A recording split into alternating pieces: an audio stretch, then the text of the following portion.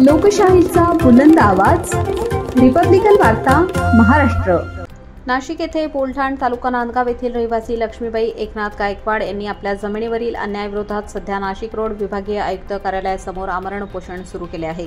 गट क्रमांक 310 सर्वे क्रमांक 177/1 क्षेत्र 15R या जमिनीच्या प्रकरणात न्याय मिळत नसल्याचा त्यांनी आरोप केला आहे। तहसील कार्यालय व पोलीस प्रशासनाकडून वारंवार पाठपुरावा करूनही दुर्लक्ष झाल्यामुळे अखेर त्यांनी उपोषणाचा मार्ग अवलंबला आहे। उपोषणकर्त्या गायकवाड यांनी प्रशासनाने त्वरित लक्ष घालून प्रकरणी न्याय द्यावा अशी मागणी केली असून न्याय न मिळाल्यास लढा तीव्र करण्याचा इशारा दिला आहे। दरम्यान नाशिक जिल्हा वंचित बहुजन महिला आघाडीच्या वतीने विभागीय आयुक्त कार्यालयात निवेदन सादर करण्यात आले। यावेळी उपोषणकर्त्या लक्ष्मीबाई गायकवाड यांच्याशी संवाद साधून त्यांना आघाडीचा पाठिंबा दर्शवण्यात आला। याप्रसंगी जिल्हा महिला आघाडी अध्यक्षा उर्मिलाताई गायकवाड, जिल्हा उपाध्यक्ष विश्वनाथ भालेराव, जिल्हा प्रवक्ते बाळासाहेब शिंदे, उपाध्यक्ष बाळासाहेब जाधव, महिला आघाडी नेत्या नीतूताई सोनकांबळे, आशाताई पगारे, ज्येष्ठ नेते दीपचंद नाना दोंदे तसेच अरुण शेजवळ, भीमचंद्र चंद्रमोरे आदी मान्यवर व कार्यकर्ते उपस्थित होते।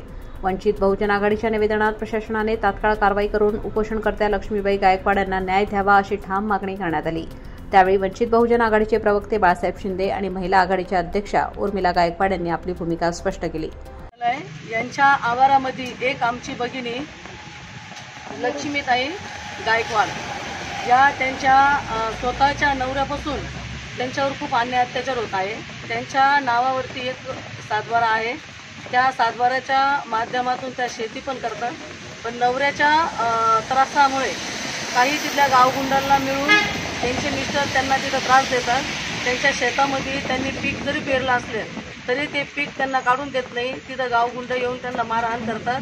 त्याच्यासाठी ही महिला आज इथं अमर उपोषणासाठी बसलेली आहे।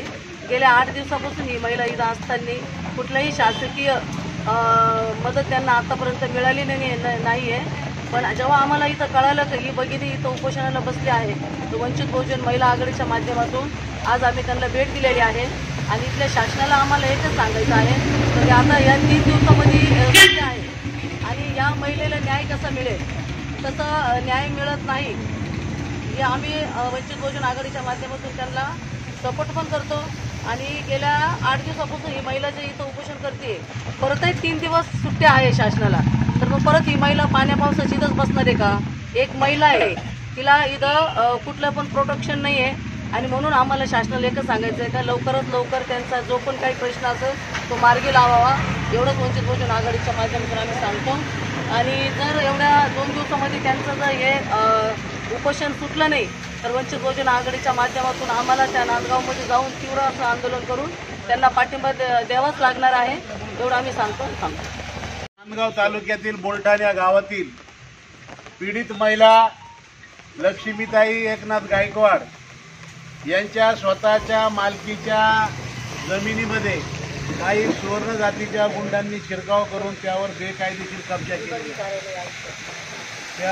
त्यांच्यावर कब्जा केलेला आहे। परंतु ही महिला वेळोवेळी जाऊन त्या सर्व जातीयवादी गुंडांना विनंती करते की माझ्या मालकीच्या शेतातून आपण बाहेर जा आणि माझं शेत मला करून माझा उदरनिर्वाह करू द्या।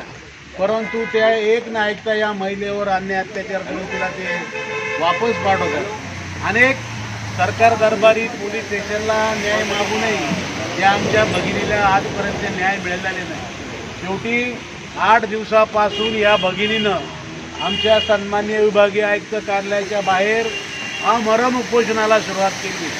आज वंचित बहुजन महिला आघाडीच्या अध्यक्षा उर्मिलाताई गायकवाड यांच्या नेतृत्वाखाली आम्ही सर्व जिल्ह्यातील पदाधिकाऱ्यांनी या ठिकाणी येऊ आज या आमच्या लक्ष्मीताईला आम्ही आमच्या पक्षाचा पाठिंबा दिला आहे आणि आज आम्ही माननीय विभागीय आयुक्त साहेब यांनाही निवेदन दिलं आहे की आपण या भगिनीवर जो काही अन्याय अत्याचार झालेला आहे त्याची सखोल चौकशी करून तिला न्याय मिळवून द्यावा, अन्यथा वंचित बहुजन आघाडीच्या वतीनं एक मोठं आंदोलन आम्ही हातात घेऊन या आमच्या भगिनींना न्याय मिळवून दिल्याशिवाय राहणार नाही, हे आज आम्ही त्यांना आश्वस्त केलेलं आहे आणि त्यांना तसं आम्ही पत्रही केलं। रिपब्लिकन वार्ता वृत्तसंकलन विभाग Nashik. Subscribe now and press the bell icon. Never miss an update.